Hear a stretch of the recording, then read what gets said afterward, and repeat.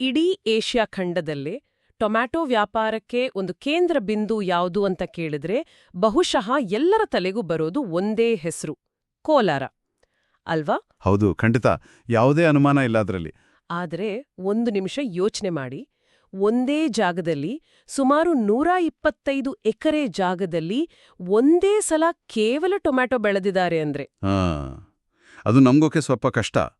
ಅಷ್ಟು ದೊಡ್ಡ ಪ್ರಮಾಣದಲ್ಲಿ ಒಂದೇ ಬೆಳೆ, ಅದರಲ್ಲೂ ಟೊಮ್ಯಾಟೊ ಅಂತ ಒಂದು ಸೂಕ್ಷ್ಮವಾದ ಬೆಳೆಯನ್ನು ಮ್ಯಾನೇಜ್ ಮಾಡೋದು ಅಂದ್ರೆ ಅದೊಂದು ದೊಡ್ಡ ಜೂಜಾಟ ಇದ್ದಾಗೆ.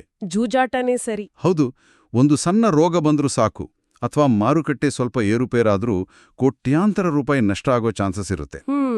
ಆದ್ರೆ ನಮ್ಮ ಕೈಯಲ್ಲಿರೋ ಮಾಹಿತಿಯ ಪ್ರಕಾರ ಗೌರಿಬಿದನೂರು ಹತ್ರ ಈ ಜೂಜಾಟದಲ್ಲಿ ಗೆದ್ದಿದ್ದಾರೆ.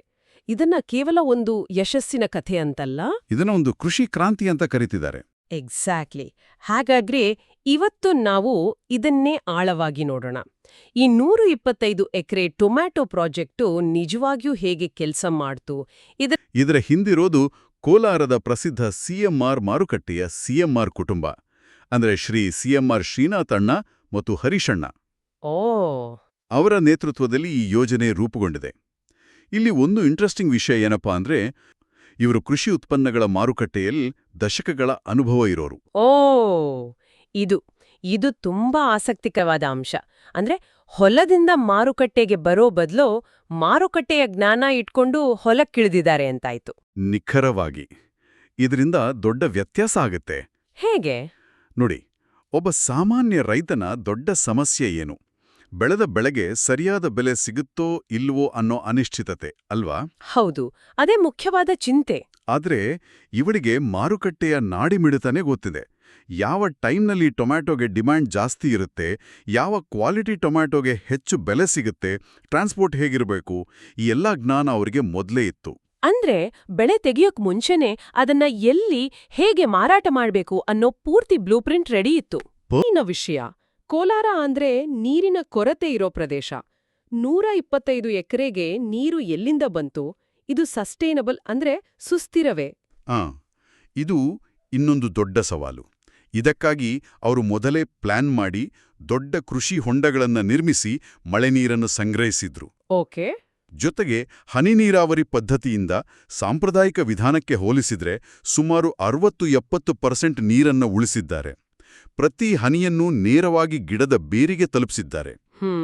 ಆದರೆ ಈ ಮಾದರಿಯನ್ನ ಬೇರೆ ಕಡೆ ನಕಲು ಮಾಡಬೇಕು ಅಂದ್ರೆ ನೀರಿನ ಲಭ್ಯತೆ ಮತ್ತು ಅದರ ಸುಸ್ಥಿರ ನಿರ್ವಹಣೆ ಒಂದು ದೊಡ್ಡ ಪ್ರಶ್ನಾರ್ಥಕ ಚಿಹ್ನೆಯಾಗಿಯೇ ಉಳಿಯುತ್ತೆ, ಅದರಲ್ಲಿ ಡೌಟೇ ಇಲ್ಲ. ಸರಿ. ಹಾಗಾದ್ರೆ ತಾಂತ್ರಿಕ ಮತ್ತು ಪರಿಸರದ ಸವಾಲುಗಳನ್ನು ಅವರು ಒಂದ್ ಹಂತಕ್ಕೆ ನಿಭಾಯಿಸಿದ್ದಾರೆ ಅಂತಾಯ್ತು. ಈಗ ಇದರ ಸಾಮಾಜಿಕ ಪರಿಣಾಮದ ಬಗ್ಗೆ ಮಾತಾಡೋಣ. ಈ ಯೋಜನೆಯಿಂದ ಅನೇಕ ಕೂಲಿ ಕಾರ್ಮಿಕರಿಗೆ ನಿರಂತರ ಉದ್ಯೋಗ ಸಿಕ್ಕಿದೆ ಅಂತ ಹೇಳಲಾಗ್ತಿದೆ. ಇದು ಹೇಗೆ ಸಾಧ್ಯವಾಯಿತು? ಕೃಷಿಯಲ್ಲಿ ಕೆಲಸ ಸೀಸನಲ್ ಅಲ್ವಾ? ಹೌದು, ಸಾಮಾನ್ಯವಾಗಿ ಹಾಗೇ ಇರುತ್ತೆ. ಆದ್ರೆ 125 ಎಕರೆ ಪ್ರಾಜೆಕ್ಟ್ನಲ್ಲಿ ಕೆಲಸ ನಿರಂತರವಾಗಿ ನಡೀತಾನೇ ಇರುತ್ತೆ. ಹೇಗೆ? ಒಂದು ಬ್ಲಾಕ್ನಲ್ಲಿ ನಾಟಿ ಮಾಡ್ತಿದ್ರೆ ಇನ್ನೊಂದು ಬ್ಲಾಕ್ನಲ್ಲಿ ಕಳೆ ಕೀಳ್ತಿರ್ತಾರೆ, ಮತ್ತೊಂದರಲ್ಲಿ ಕೊಯ್ಲು ನಡೀತಿರುತ್ತೆ, ಮಗೊಂದ್ರಲ್ಲಿ ಪ್ಯಾಕಿಂಗ್. ಹೀಗೆ ವರ್ಷಪೂರ್ತಿ ಚಕ್ರ ತಿರುಗುತ್ತಲೇ ಇರುತ್ತೆ. ಸರಿ ಸರಿ. ಇದರಿಂದಾಗಿ ಸ್ಥಳೀಯ ಕಾರ್ಮಿಕರಿಗೆ ಬೆಂಗಳೂರಿನಂತಹ ನಗರಗಳಿಗೆ ವಲಸೆ ಹೋಗುವ ಅನಿವಾರ್ಯತೆ ತಪ್ಪಿತು. ಅವರಿಗೆ ತಮ್ಮ ಊರಿನಲ್ಲೇ ವರ್ಷಪೂರ್ತಿ ಸ್ಥಿರವಾದ ಆದಾಯ ಸಿಕ್ಕ ಹಾಗಾಯಿತು. ಇದೊಂದು ದೊಡ್ಡ ಸಾಮಾಜಿಕ ಬದಲಾವಣೆ. ಇದು ಕೇವಲ ಉದ್ಯೋಗ ಅಷ್ಟೇ ಅಲ್ಲ, ಒಂದು ರೀತಿ ಆರ್ಥಿಕ ಭದ್ರತೆಯನ್ನೂ ನೀಡಿದೆ. ಇದಲ್ಲದೆ ಆ ಭಾಗದ ಬೇರೆ ರೈತರಿಗಿದು ಸ್ಫೂರ್ತಿ ನೀಡಿದೆ ಅಂತಲೂ ಮಾಹಿತಿ ಇದೆ. ಆದ್ರೆ ಒಬ್ಬ ದೊಡ್ಡ ಬಂಡವಾಳಶಾಹಿ ಯಶಸ್ವಿಯಾಗುವುದನ್ನ ನೋಡಿ ಒಬ್ಬ ಸಣ್ಣ ರೈತ ಹೇಗೆ ಸ್ಫೂರ್ತಿ ಪಡ್ತಾನೆ? ಅವನತ್ರ ಡ್ರೋನ್ಗಳಾಗ್ಲಿ ಸೆನ್ಸರ್ಗಳಾಗ್ಲಿ ಇರೋದಿನ್ವಲ್ಲ. ಬಹಳ ಒಳ್ಳೆ ಪ್ರಶ್ನೆ. ಇಲ್ಲಿ ಸ್ಫೂರ್ತಿ ಅಂದ್ರೆ ಅವರೂ ಡ್ರೋನ್ ಖರೀದಿಸಬೇಕು ಅಂತಲ್ಲ, ಪಿನ್ನೆ ಬದಲಾಗಿ ಕೃಷಿಯನ್ನ ವೈಜ್ಞಾನಿಕವಾಗಿ ಮಾಡಿದ್ರೆ ಲಾಭ ಸಾಧ್ಯ ಅನ್ನೋ ನಂಬಿಕೆ ಬರೋದು. ಆ ರೈತರು ಇಲ್ಲಿಗೆ ಬಂದು ಪ್ಲಾಸ್ಟಿಕ್ ಮಲ್ಚಿಂಗ್ ಪದ್ಧತಿಯನ್ನು, ಹನಿ ನೀರಾವರಿಯ ವ್ಯವಸ್ಥೆಯನ್ನು ಅಥವಾ ಆ ಚೆಂಡು ಹೂವು ನೆಡುವ ಟೆಕ್ನಿಕನ್ನು ನೋಡಿ ಹೋಗ್ತಾರೆ. ತಮ್ಮ 2 ಎಕರೆ ಜಮೀನಿನಲ್ಲಿ ಅದರಲ್ಲಿ ಯಾವುದಾದ್ರೂ ಒಂದನ್ನಾದರೂ ಅಳವಡಿಸಿಕೊಳ್ಳೋಕೆ ಪ್ರಯತ್ನಿಸ್ತಾರೆ. ದೊಡ್ಡ ಯಶಸ್ಸನ್ನ ಕಣ್ಣಾರೆ ಕಂಡಾಗ ಹೊಸತನ್ನು ಟ್ರೈ ಮಾಡೋ ಧೈರ್ಯ ಬರುತ್ತೆ. ಈ ಯೋಜನೆ ಒಂದು ರೀತಿ ತೆರೆದ ಕೃಷಿ ವಿಶ್ವವಿದ್ಯಾಲಯದಂತೆ ಕೆಲಸ ಮಾಡಿದೆ. ಇದರಲ್ಲಿ ಯುವಕರ ಪಾತ್ರದ ಬಗ್ಗೆನೂ ಒಂದು ಕುತೂಹಲಕಾರಿ ಅಂಶವಿದೆ. ಇವತ್ತಿನ ಯುವಕರು ಕೃಷಿಯಿಂದ ದೂರ ಹೋಗ್ತಿದ್ದಾರೆ ಅಂತ ನಾವ್ ಯಾವಾಗ್ಲೂ ಕೇಳ್ತೀವಿ. ಹೌದು, ಅದೊಂದು ದೊಡ್ಡ ಸಮಸ್ಯೆ. ಆದ್ರೆ ಈ ಯೋಜನೆ ಯುವಕರನ್ನು ಕೃಷಿಯತ್ತ ಸೆಳೆದಿದೆ ಅಂತ ಹೇಳ್ತಾರೆ. ಇದು ಬರೀ ಹಣದ ಕಾರಣಕ್ಕ ಅಥವಾ ಬೇರೇನಾದರೂ ಇದೆಯಾ? ಹಣ ಒಂದು ಕಾರಣ, ನಿಜ. ಆದರೆ ಅದಕ್ಕಿಂತ ಮುಖ್ಯವಾಗಿ ಇದು ಕೃಷಿಯ ಬಗೆಗಿನ ಗ್ರಹಿಕೆಯನ್ನೇ ಬದಲಾಯಿಸಿದೆ. ಹೇಗೆ? ಯುವಕರು ಕೆಸರಲ್ಲಿ ಕೆಲಸ ಮಾಡಲು ಹಿಂಜರಿಬಹುದು. ಆದರೆ ಡ್ರೋನ್ ಆಪರೇಟ್ ಮಾಡೋಕೆ, ಡೇಟಾ ಅನಾಲಿಸಿಸ್ ಮಾಡೋಕೆ ಅಥವಾ ಸಪ್ಲೈ ಚೈನ್ ಮ್ಯಾನೇಜ್ ಮಾಡೋಕೆ ಹಿಂಜರಿಯೋದಿಲ್ಲ. ಹೌದು. ಈ ಯೋಜನೆಯು ಕೃಷಿಯನ್ನು ಒಂದು ಹಳೆಯ ಕಾಲದ ಕೆಲಸ ಅನ್ನೋ ಹಣೆಪಟ್ಟಿಯಿಂದ ಬಿಡಿಸಿ ಅದನ್ನು ಆಗ್ರಿಟೆಕ್ ಉದ್ಯಮ ಅಂತ ತೋರಿಸಿಕೊಟ್ಟಿದೆ. ಕೃಷಿಯಲ್ಲೂ ಟೆಕ್ನಾಲಜಿಗೆ, ಮ್ಯಾನೇಜ್ಮೆಂಟ್ಗೆ ಅವಕಾಶ ಇದೆ ಅಂತ ಗೊತ್ತಾದಾಗ ಅದು ಯುವಕರಿಗೆ ಆಕರ್ಷಕವಾಗಿ ಕಾಣಿಸುತ್ತೆ. ಅಂದ್ರೆ ಕೃಷಿಯ ಬ್ರ್ಯಾಂಡಿಂಗನ್ನೇ ಬದಲಾಯಿಸಿದೆ ಅಂತ ಹೇಳ್ಬಹುದು. ಈ ಎಲ್ಲ ಅಂಶಗಳನ್ನು ಒಟ್ಟಿಗೆ ನೋಡಿದಾಗ ಸಿಎಂಆರ್ ಕುಟುಂಬದ ಈ ಪ್ರಯತ್ನವನ್ನ ಕೇವಲ ಲಾಭಕ್ಕಾಗಿ ಮಾಡಿದ ಉದ್ಯಮ ಅನ್ನೋಕ್ಕಾಗಲ್ಲ. ಇದರಲ್ಲಿ ಸಾಮಾಜಿಕ ಹೊಣೆಗಾರಿಕೆ ಇದೆ ಅಂತ ಹೇಳಲಾಗ್ತಿದೆ. ಹೌದು, ಯಾಕಂದ್ರೆ ಅವರು ಕೇವಲ ತಮ್ಮ ಲಾಭದ ಬಗ್ಗೆ ಯೋಚಿಸಿದ್ರೆ ಕಾರ್ಮಿಕರಿಗೆ ಕನಿಷ್ಠ ಕೂಲಿ ಕೊಟ್ಟು ಗರಿಷ್ಠ ಕೆಲಸ ತಗೋಬೋದಿತ್ತು, ಅಥವಾ ತಮ್ಮ ಟೆಕ್ನಾಲಜಿಯನ್ನು ಗೌಪ್ಯವಾಗಿಟ್ಕೋಬೋದಿತ್ತು. ಆದರೆ ಅವರು ಸ್ಥಳೀಯ ಕಾರ್ಮಿಕರಿಗೆ ಸ್ಥಿರ ಉದ್ಯೋಗ ನೀಡಿ ಬೇರೆ ರೈತರಿಗೆ ತಮ್ಮ ಜ್ಞಾನವನ್ನ ಹಂಚುವ ಮೂಲಕ ಒಂದು ಸಮಗ್ರ ದೃಷ್ಟಿಕೋನವನ್ನು ತೋರಿಸಿದ್ದಾರೆ.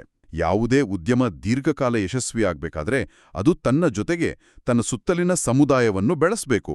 ಆ ತತ್ವ ಇಲ್ಲಿ ಕಾಣಿಸ್ತೆ. ಒಟ್ಟಾರೆಯಾಗಿ ಈ ಚರ್ಚೆಯಿಂದ ಒಂದು ಸ್ಪಷ್ಟ ಚಿತ್ರಣ ಸಿಕ್ಕಿದೆ.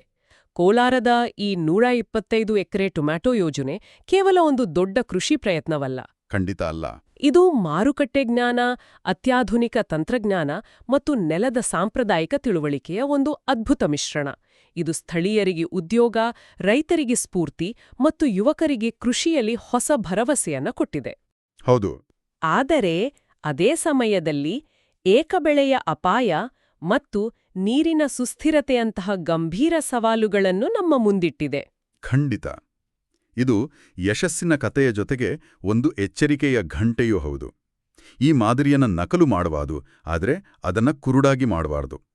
ಪ್ರತಿ ಪ್ರದೇಶದ ಮಣ್ಣು, ನೀರು ಮತ್ತು ಸಾಮಾಜಿಕ ಪರಿಸ್ಥಿತಿಗೆ ತಕ್ಕಂತೆ ಅದನ್ನು ಬದಲಾಯಿಸ್ಕೋಬೇಕಾಗತ್ತೆ. ಹಾಗಾದ್ರೆ ಕೇಳುಗರ ಚಿಂತನೆಗೆ ಒಂದು ಪ್ರಶ್ನೆಯೊಂದಿಗೆ ಈ ಚರ್ಚೆಯನ್ನು ಮುಗಿಸೋಣ. ಈ ಯಶೋಗಾಥೆಯನ್ನು ನಾವು ನೋಡಿದ್ವಿ. ಇದು ಖಾಸಗಿ ಉದ್ಯಮಿಗಳ ನೇತೃತ್ವದಲ್ಲಿ ಯಶಸ್ವಿಯಾಗಿದೆ. ಹೌದು. ಅವರ ನಿರ್ಧಾರ ತೆಗೆದುಕೊಳ್ಳುವ ವೇಗ ಮತ್ತು ಬಂಡವಾಳ ಹೂಡುವ ಧೈರ್ಯ ಇದಕ್ಕೆ ಒಂದು ಮುಖ್ಯ ಕಾರಣ. ಹಾಗಾದ್ರೆ ನನ್ನ ಪ್ರಶ್ನೆ ಇದು: ಇದೇ ರೀತಿಯ ದೊಡ್ಡ ಪ್ರಮಾಣದ ತಂತ್ರಜ್ಞಾನ ಆಧಾರಿತ ಕೃಷಿ ಮಾದರಿಗಳನ್ನು ರೈತರ ಸಹಕಾರಿ ಸಂಘಗಳು ಅಥವಾ ಸರ್ಕಾರಿ ಸಂಸ್ಥೆಗಳು ಯಶಸ್ವಿಯಾಗಿ ನಡೆಸಲು ಸಾಧ್ಯವೇ? ಬಹಳ ಮುಖ್ಯವಾದ ಪ್ರಶ್ನೆ.